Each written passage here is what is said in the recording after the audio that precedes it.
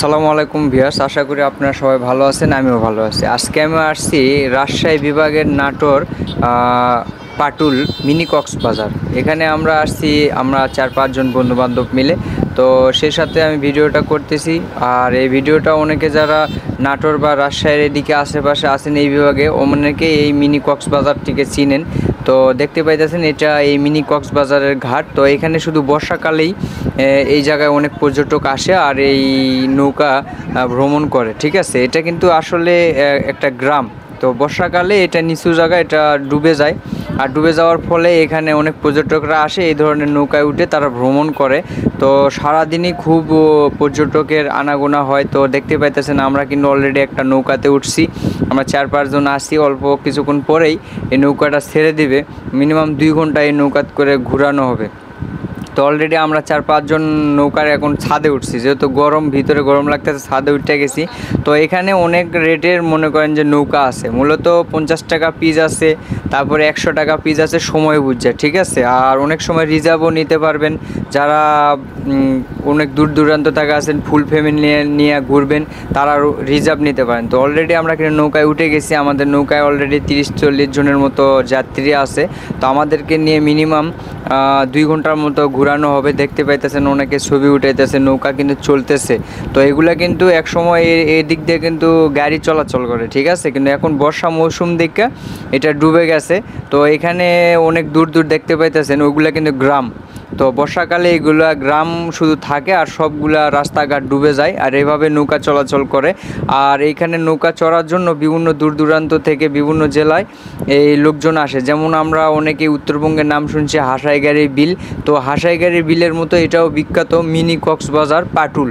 ঠিক আছে, তো আমরা এখানে আসার পরে মূলত এখানে ঘুরতেছি। প্রত্যেকটা গ্রামের পাশ দিয়ে নৌকাটা ঘুরবে।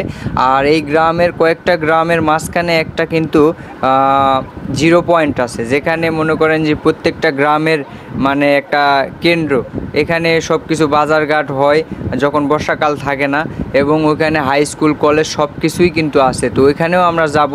তো ওইখানে গিয়ে আমরা কিন্তু 20 মিনিটের মতো আমাদের নৌকা দাঁড়াবে। অলরেডি সেখানে কিন্তু ঘুরতে ঘুরতে চলে আসলাম। ভিডিওটা অনেক বড়, কিন্তু আমি ভিডিওটা হয়তো কেটে ছোট করে দিছি যাতে বেশি লং না হয়। দেখতে পাইতেছেন ওইটা কিন্তু জিরো পয়েন্টের কাছে হাই স্কুল এবং সুন্দর একটা দ্বীপ মানে জায়গা করছে। আমরা ওইখানে গিয়ে কিন্তু অলরেডি নামলাম। এই যে দেখেন আমাদের নৌকাটা এই জিরো পয়েন্টের কাছে চলে আসছে। এখানে আমরা নামার কিছুক্ষণ পর মিনিমাম 20 মিনিটের মতো ওয়েট করব, তারপর আবার এখান থেকে নৌকা ছেড়ে দিবে। দেখতে পাইতেছেন আমার বন্ধু বান্ধব, আমার ভাই, ওরা নৌকা থেকে নামতেছে। তো ওরা একটু হাই হ্যালো দিল। ঠিক আছে, তো এখন এর ভিতরেও আমরা 20 মিনিটের মধ্যে ওয়েট করব। অনেক কসমেটিক্সের দোকান আছে এখানে, যারা পর্যটকরা আসে তারা ওখান থেকে কিছু কেনাকাটা করে।